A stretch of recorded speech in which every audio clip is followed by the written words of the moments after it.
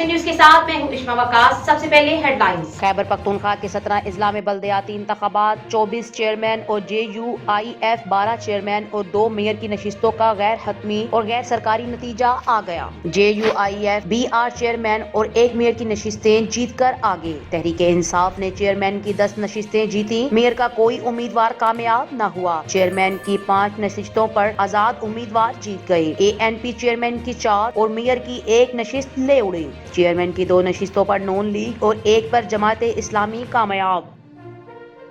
Mayor کی نشست غیر حتمی اور غیر سرکاری نتیجہ آپ کو اپ ڈیٹ کر رہے ہیں، جس میں JUIF کے امیدوار قاری شیخ زمان نے میدان مار لیا ہے۔ سٹی میئر کی 4 نشستوں میں سے 2 کے نتائج آ گئے، 2 پر ووٹوں کی گنتی جاری۔ کوہاٹ کی میئر کی نشست JUIF کے قاری شیخ زمان نے جیت لی۔ مردان میں ANP کے حمایت اللہ کامیاب۔ پشاور میں نشستوں پر ووٹوں کی گنتی جاری، JUIF اور تحریک انصاف میں کانٹے کا مقابلہ۔ بنوں کی نشست پر PTI کے اقبال جدون کو برتری حاصل۔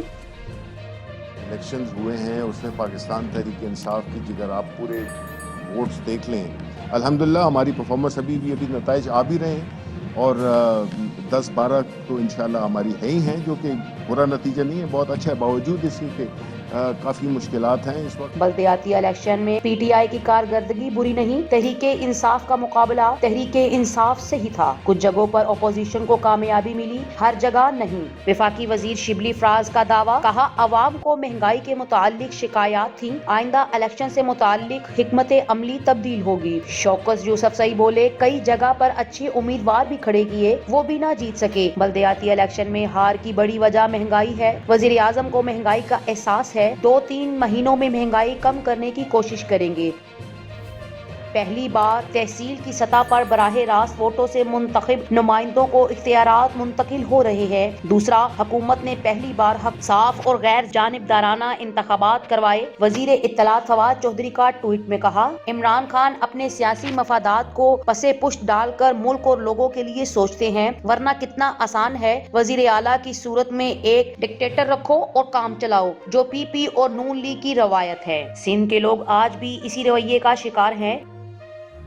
خیبر پختونخوا سے سینٹ کی جنرل نشست پر ضمنی انتخاب جاری، ارکان اسمبلی شام 4 بجے تک ووٹ کاسٹ کر سکیں گے۔ شوکت ترین حکومتی امیدوار، JUIF کے زاہد شاہ، ANP کے شوکت امیرزادہ، پیپلز پارٹی کے ملک سعید میدان میں سینٹ کی نشست PTI کے ایوب آفریدی کے استعفے کے باعث خالی ہوئی تھی۔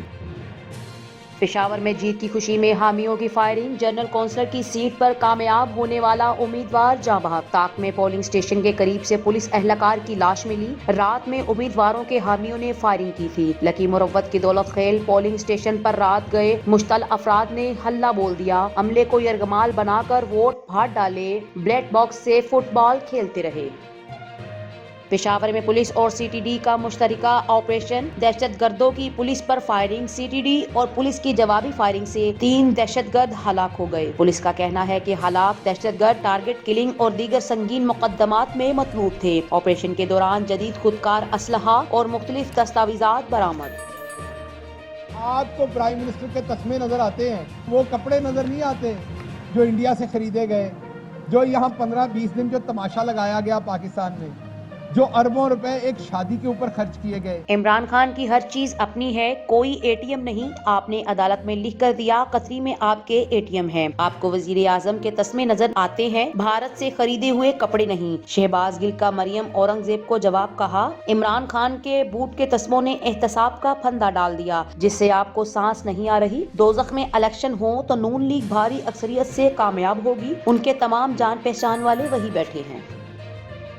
توہین عدالت پر یقین نہیں رکھتے، مگر ایک بیانیہ بنایا گیا، کوئی خبر دے اور عوام کی رائے بنا دے۔ کیا عدالتیں اور جج کمپرومائزڈ ہیں؟ ان میں آرٹیکل 19 اور آرٹیکل 19A سے آگے نہیں جائیں گے۔ اگر کیے گئے الفاظ میں تھوڑی سی بھی سچائی ہے تو ثبوت پیش کیے جاتے، اگر مطمئن ہوتے تو کیس واپس لے لیں گے۔ بیان حلفی کیس میں چیف جسٹس عطا بن اللہ کے ریمارکس، رانا شمیم کا بیان حلفی وکیل کے حوالے آئندہ سماعت پر اٹارنی جنرل کی موجودگی میں کھولا جائے گا۔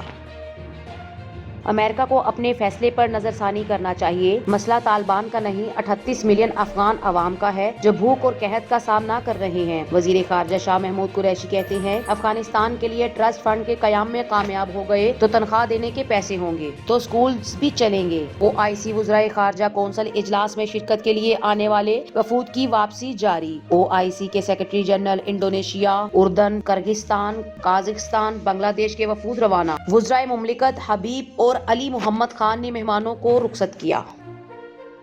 بوسٹر ڈوز کے لیے عمر کی حد میں کمی.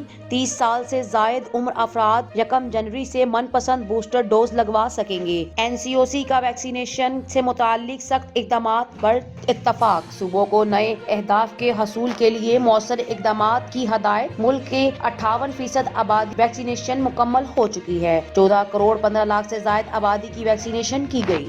یہ تھی اب تک کی ہیڈ لائنز. مزید اپڈیٹس کے لیے دیکھتے رہیے ایکشن نیوز.